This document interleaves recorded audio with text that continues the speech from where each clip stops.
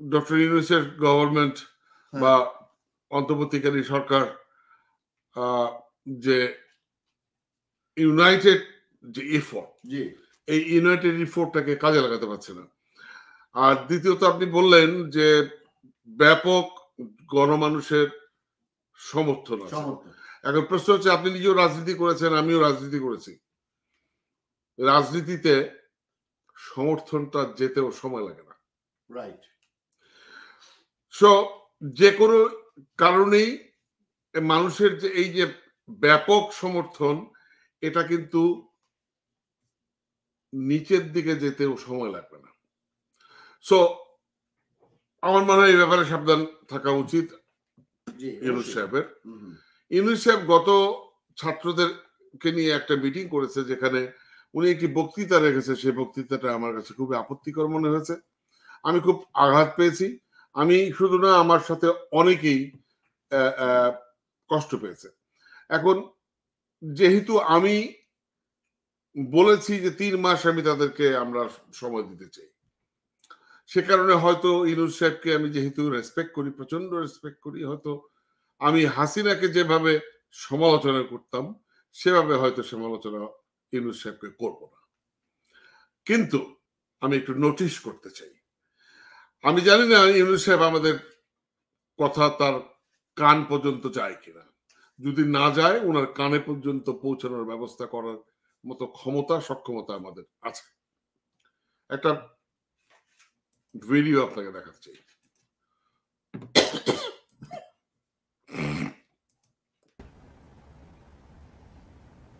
তোমরা এই সাহস দেখাবার আগে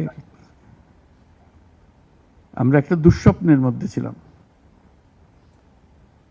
যেটার কোনো সমাপ্তি নেই। এই দুঃস্বপ্ন কঠোরতর হয়েছে, আমরা একে একে সব হারিয়ে ফেলেছি, দেখতেছি সব যাচ্ছে, কিন্তু টু করে শব্দ করার সাহস আমাদের হচ্ছিল না। সবাই মেনে নিচ্ছিল যে যেভাবে হোক কোনো রকমের সামাল দিয়ে চলা, যতটুকু না হলে নয় সেটুকু করে দেওয়া, তবু জীবনটা কাটিয়ে দেওয়া। এটাকে উল্টে দেওয়ার কথা কেউ চিন্তা করে নাই। এটাই ছিল আমাদের দুঃস্বপ্ন। আমাদের হাত পা ছিল অবশ। এই দীর্ঘ 16 বছরের দুঃস্বপ্নের মাঝখান দিয়ে হঠাৎ করে তোমরা আওয়াজ তুললে, না আমরা জেগে উঠবো, এই দুঃস্বপ্নের ভেতরে থাকবো না। যে সাহস তোমরা দেখালে, যে ত্যাগ তোমরা করলে, হঠাৎ জাতি দুঃস্বপ্ন থেকে জেগে গেল। দেখে দেখে আরে সব তো আমাদের হাতের বাইরে চলে গিয়েছিল, আমাদের চিন্তার বাইরে চলে গিয়েছিল, এখন আমরা আবার সোজা হয়ে দাঁড়াবো। এই দুঃস্বপ্ন ভেঙে দেওয়ার যে সাহস তোমরা দেখিয়েছ, তার জন্য সারা জাতি তোমাদের কাছে কৃতজ্ঞ। আমাদের চেষ্টা হলো সে জেগে ওঠা জাতিকে নতুন স্বপ্নের দিকে নিয়ে যাওয়া, যে স্বপ্ন তোমরা দেখিয়েছ। সো এভাবে উনি বলেছেন, এবং ওখানে যে শব্দগুলো উনি ব্যবহার করেছেন, উনি বলেছেন আমরা সব মেনে নিচ্ছিলাম,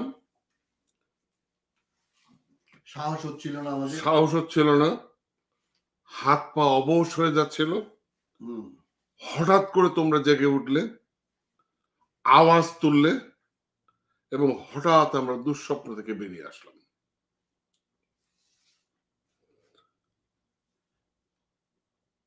মাননীয় স্যার, হঠাৎ করে কিছু হয়নি। আমি আপনার প্রতি কৃতজ্ঞতা, আপনার প্রতি সম্মান সবকিছু জানিয়ে বলছি, হঠাৎ করে কিছুই হয়নি। আমরা 16 বছর সংগ্রাম করেছি। আপনাকে মনে রাখতে হবে স্যার, এই 16 বছর বিরোধী দলীয় নেতারা হাবিয়া দোজকে ছিল। আপনাকে মনে রাখতে হবে, বিএনপির নেতা কর্মীরা অধিকাংশই বাসায় থাকতে পারে নাই। আপনাকে মনে থাকতে হবে, বিএনপির নেতারা দিনের পর দিন, ঘন্টার পর ঘন্টা এই কোর্টের বারান্দায় দৌড়াদৌড়ি করেছে। আপনাকে মনে রাখতে হবে স্যার, হাজার হাজার বিরোধী দলীয় নেতা, বিশেষ করে বিএনপি জামাতের নেতা কর্মীরা সংসার, সন্তান সবকিছু ছেড়ে ভবঘুরে হয়ে গেছিল, ভবঘুরে। হাজার হাজার নেতা কর্মী, অবর্ণনীয়, বর্ণনা করা যাবে না এমন কষ্ট তারা বছরের পর বছর ভোগ করেছে। হঠাৎ করে কিছু হয়নি স্যার। আপনার বিরুদ্ধে মামলা হয়েছে কবে? এই কয়েক মাস আগে। না, উনিও 2011 সাল থেকে মামলা পেশ করতেছে, উনি ভুলে গেছে। রাইট, কিন্তু হঠাৎ হয়নি। আপনার বিরুদ্ধে মামলা হয়েছে স্যার। আপনাকে যখন পানিতে চুবগাতে চেয়েছে, আমরাই সর্বপ্রথম যারা দেশের বাইরে ছিলাম, আমরাই হই হই রই রই করেছি। তখন আমাদের এই ছোট ভাইরা ছিল না, ওরা কোথায় ছিল? দেশেই তো ছিল। আমরা চ্যালেঞ্জ করেছি স্যার, সম্মানের সাথে বলছি। আপনি যখন, আরেকটা ছোট্ট ভিডিও দেখাই, আমি এটা দেখাচ্ছি কেন? আমি দেখাচ্ছি স্যার বোধহয় ভুলে গেছে, স্যারের বয়স হয়েছে তো স্যার ভুলে গেছে। আমি এটা স্যারকে স্মরণ করা। বসে চিন্তা করছিলাম সেখানে কোর্টরুমে মহাকাব্যের কথা। মহাকাব্যে কিছু দেবদেবী থাকে, তারা অভিশাপ দেয়, এবং যাদের উপর অভিশাপ দেয় তারা অভিশপ্ত জীবন যাপন করে। আমিও মনে হয় এরকম কোনো মহাকাব্যের অংশ হয়ে গেছি। কোনো দেবদেবী আমার উপর অসন্তুষ্ট হয়েছে, আমার উপর অভিশাপ করেছে। যে অভিশাপের কারণে আমরা এখানে আজকে দুর্নীতি দমন কমিশনে হাজির হয়েছি। তো সেখানে আজটা এই অভিশপ্ত জীবনের ভেতরেও একটা শীর্ষবিন্দু আছে। আজকে এরকম একটা শীর্ষবিন্দুতে পৌঁছলাম আমরা। এই অভিশপ্ত জীবনের একটা মর্যাদা, কারণ যে অনেক অভিযোগগুলো বাংলাদেশের জন্য যে উনি যে সম্মান বয়ে এনেছেন, এটার জন্য তার প্রতি আমার মানে কৃতজ্ঞতার শেষ নেই, কৃতজ্ঞতার শেষ নেই, কৃতজ্ঞতার শেষ নেই।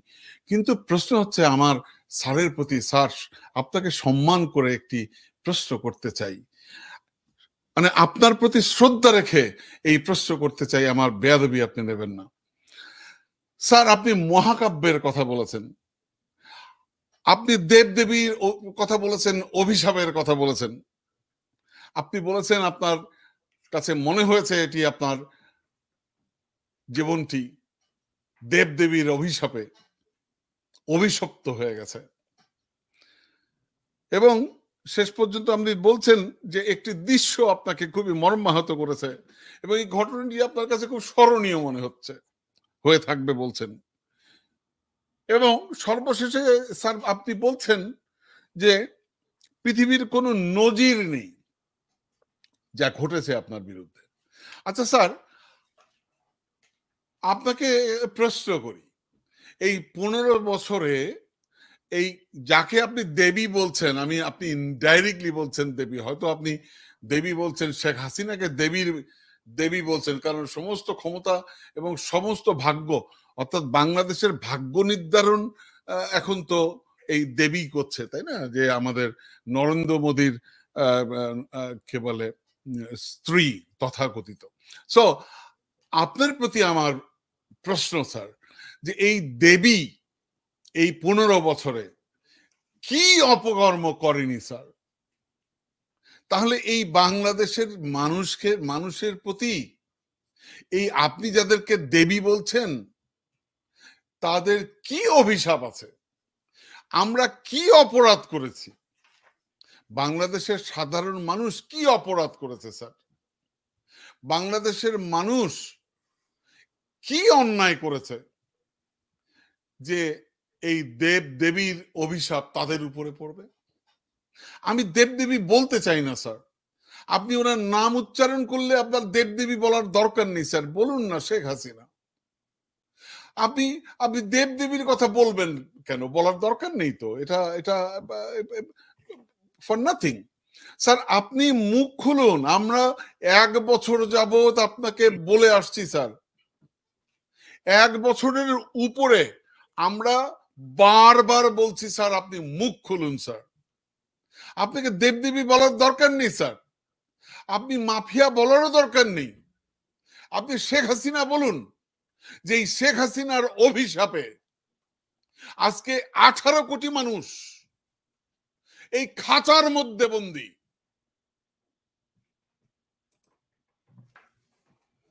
শুনলেন?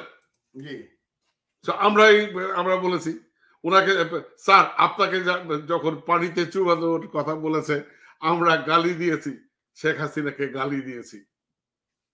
আপনি তখন তার নাম উচ্চারণ করেননি।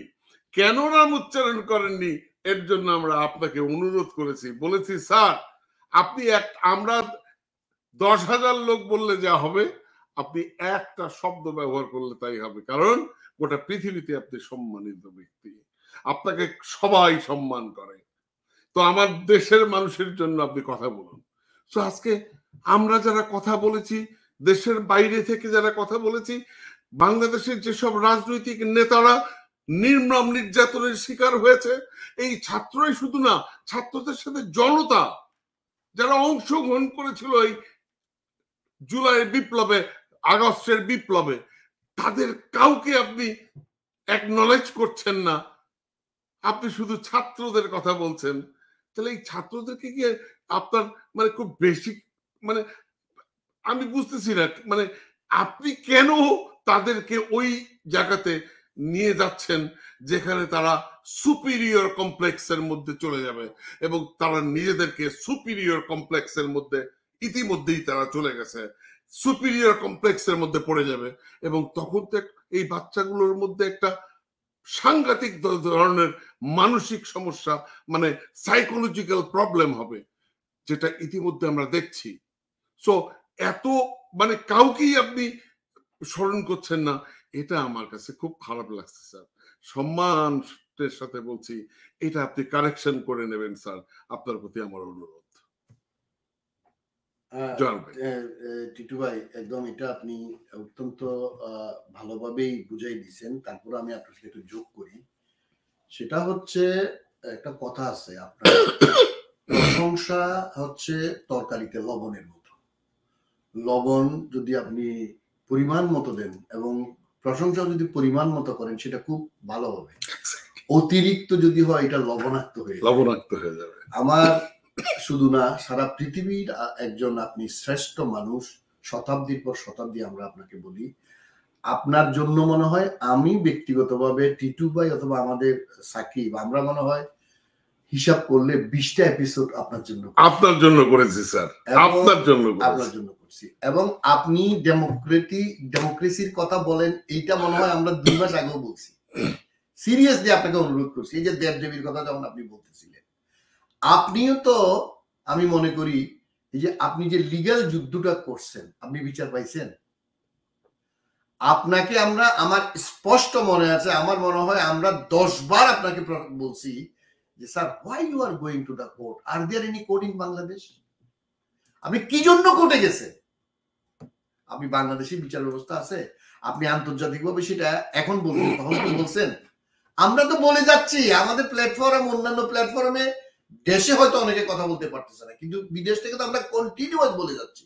আর এই যে আপনি 17 বছরের 16 বছরের যদি যারা এত দুঃখ দুর্দশা, নিজের মা বাবা ভাই বোন আত্মীয় স্বজন স্ত্রী সন্তান ফেলে, চাকরি ফেলে, বিএনপি জামাত সহ অন্যান্য রাজনৈতিক দলের মানুষরা, এই যে টিটু ভাই যে কথাটা বলেন, আমি ইলাবোরেট করতে চাচ্ছি না, আপনি এবং বেগম খালেদা জিয়া ধরেন, বাংলাদেশের 3 বারের প্রধানমন্ত্রী, তাকে ভুয়া মামলায় রায় দিয়ে তাকে জেলে পুরাই রাখছে, এবং হাইকোর্টে যাওয়ার পরে সেটা আরো বেড়ে গেছে, 18 বছর করছে। তো আপনি তো, আমি যেটা আপনার এখন সমালোচনা করি, আপনি তো খালেদা জিয়া ভুয়া মামলা নিয়ে কোনোদিন কোনো কথা বলেন নাই, আপনি বলেন নাই। কেন বলেন নাই স্যার? যুক্তরাষ্ট্রে আপনার মানবাধিকার কমিশন, জাতিসংঘের মানবাধিকার কমিশন বলছে এটা ভুয়া মামলা, রাজনৈতিকভাবে মোটিভেটেড, ইল মোটিভেটেড একটা মামলা। যাই হোক, আজকে আর সমালোচনা আপনার করব না। আপনি ছাত্ররা, আমি ফাইনালি এটা বলবো, বাংলাদেশের সকল বিরোধী দল, বিএনপি নেতৃত্বে, জামাতের নেতৃত্বে, অন্যান্য রাজনৈতিক দলের নেতৃত্বে একটা বারুদের স্তূপ তৈরি করছে হাসিনার বিরুদ্ধে, বারুদের স্তূপ, পাহাড় তৈরি করছে। এইটাকে কেউ জ্বালাইতে পারে নাই, আমাদের ছাত্ররা সেটা জ্বালাইছে। জ্বালানোর পরে যে বিস্ফোরণ হয়েছে, সেই বিস্ফোরণে ফেসিবাদ জ্বলে পুড়ে ছারখার হয়েছে। অবশ্যই তাদের অ্যাপ্রিসিয়েট করবেন, কিন্তু পাশাপাশি এই 17 বছরের যে গুম, খুন, অত্যাচার, ভারতের আধিপত্যবাদের মাধ্যমে এই 5 গোলামি, না না, আপনি বলেন জি, এই যে আয়নাঘর, জি, এই তাসলিম খলিল এবং আমাদের জুলকারনাইন সাহেব কি অসাধারণ তাদের রিপোর্টিং করছে। একবারও কি আপনি তাদের নাম উচ্চারণ করেছেন স্যার? না, এগুলো করতে হবে, এগুলো করতে হবে স্যার। এই তাসলিম খলিলকে আপনার ক্রেডিট দিতে হবে না স্যার? আপনি কে বলে পিনাকিকে দেবেন না? জুলকারনাইন সাহেবকে দিতে হবে। আপনি জুলকারনাইন সাহেবকে দিবেন না? আপনি অন্যান্য যারা আছে, কনক সারওয়ার, তারপরে কি বলে শাহেদ আলম, শাহেদ ভাই কি দুর্দান্ত রিপোর্ট করেছে, ডক্টর জাহেদ ভাই বাংলাদেশের, আরো অনেকে আছে, তাদেরকে আপনি কন্ট্রিবিউট করবেন না? অ্যাকনলেজ করবেন না? মিশন ভাই আছে, মিশন ভাই আছে, তাই আমাদেরকে না করেন। আমরা এখন নবুয়ত পাইনি, অসুবিধা নাই।